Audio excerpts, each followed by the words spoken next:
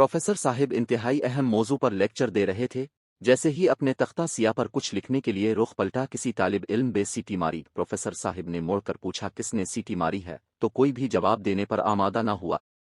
अपने कलम बंद करके जेब में रखा और रजिस्टर उठाकर चलते हुए कहा, मेरा लेक्चर अपने इख्तिताम को पहुंचा और बस आज के लिए इतना ही काफ़ी है। फिर उन्होंने थोड़ा सा तवक्कुफ किया, रजिस्टर वापस रखते हुए कहा, मैं आपको एक किस्सा सुनाता हूं ताकि पीरियड का वक्त भी पूरा हो जाए। कहने लगे, रात मैंने सोने की बड़ी कोशिश की मगर नींद कोसों दूर थी।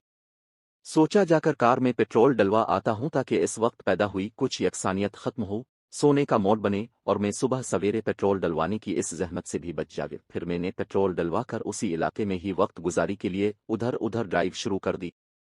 काफी मटरगश्त के बाद घर वापसी के लिए कार मोड़ी तो मेरी नज़र सड़क के किनारे खड़ी एक लड़की पर पड़ी।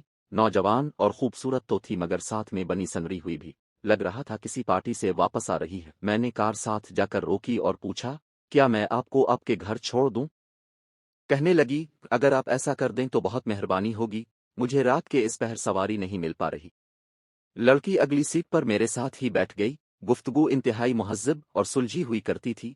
हर मौजू पर मुकम्मल उबूर और मलिका हासिल था, गोया इल्म और सकाफत का शानदार इम्तिजाज थी। मैं जब इसके बताए हुए पते हर उसके घर पहुंचा तो उसने एतराफ़ करते हुए कहा कि इसने मुझ जैसा बाशऊर और नफीस इंसान नहीं देखा और उसके दिल में मेरे लिए प्यार पैदा हो गया है। मैंने भी इसे साफ साफ बताते हुए कहा, सच तो यह है कि अब भी एक शाहकार खातून है, मुझे भी अब से इंतहाई प्यार हो गया है। साथ ही मैंने इसे बताया कि मैं यूनिवर्सिटी में प्रोफेसर हूँ, पीएचडी डॉक्टर और मुआशरे का मुफीद फर्द हूँ। लड़की ने मेरा टेलीफोन नंबर मांगा जो मैंने इसे बिला चूंचरा दे दिया।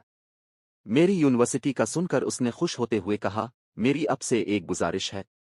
मैंने कहा, गुजारिश नहीं, हुक्म करो। कहने लगी, मेरा एक भाई आपकी यूनिवर्सिटी में पढ़ता है, अब से गुजारिश है कि इसका ख्याल रखा कीजिए। मैंने कहा, ये तो कोई बड़ी बात नहीं है, आप उसका नाम बता दे। कहने लगी, मैं इसका नाम नहीं बताती लेकिन आपको एक निशानी बताती हूँ, आप इसे फौरन ही पहचान जाएंगे। मैंने कहा, क्या है वो खास निशानी जिससे मैं इसे पहचान लूंगा? कहने लगी, वो सीटियां मारना बहुत पसंद करता है। प्रोफेसर साहिब का इतना कहना था कि क्लास के हर तालिब इल्म की नज़र गैर इरादी तौर पर इस लड़के की तरफ उठ गई जिसने सीटी मारी थी। प्रोफेसर साहिब ने इस लड़के को मुखातिब होते हुए कहा, उठ ओए जानवर, तो क्या समझता है मैंने ये पीएचडी की डिग्री घास चरा कर ली है क्या?